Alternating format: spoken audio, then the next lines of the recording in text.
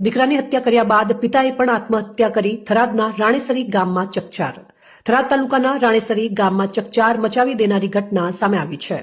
પોતાના જ 10 વર્ષના દીકરાની નિર્મમ હત્યા કરનાર પિતાએ પેરોલ દરમિયાન ઝેરી દવા પી લઈને આત્મહત્યા કરી લીધી છે. રાણેસરી ગામના રહેવાસી ડામરાભાઈ રાસિંગભાઈ પટેલ ઉંમર આશરે 50 વર્ષે આજે વહેલી સવારે લીલા નાસ નામની ઝેરી દવા પી લીધી હતી.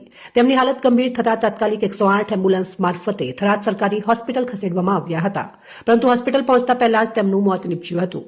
ડામરાભાઈએ આશરે 3 વર્ષ અગાઉ પોતાના જ 10 વર્ષના દીકરાની નિર્મમ હત્યા કરી હતી. આ ગંભીર ગુનામાં કોર્ટ દ્વારા તેમને સજા ફટકારવામાં આવી હતી.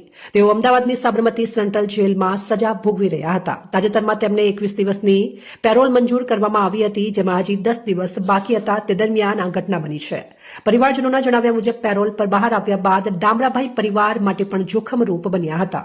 પત્ની તથા બીજા બાળકની હત્યા કરવાની ધમકી આપતા હોવાની માહિતી પણ સામે આવી છે, જેના કારણે પરિવારજનો ભયના માહોલમાં જીવતા હતા. આ ઘટનાની જાણ થતાં મૃતદેહને પીએમ માટે થરાદ સરકારી હોસ્પિટલમાં ખસેડવામાં આવ્યું છે. ડામરાભાઈના ભૂતકાળના ગુનાને કારણે સમગ્ર વિસ્તારમાં પહેલેથી જ ભારે આક્રોશ અને ભયનો માહોલ હતો, જે આ ઘટનાથી ફરી એકવાર ચર્ચામાં આવ્યો છે.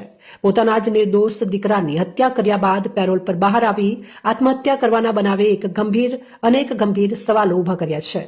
જોતા રહો સેન્ટ્રલ ભારત ન્યૂઝ બ્યુરો.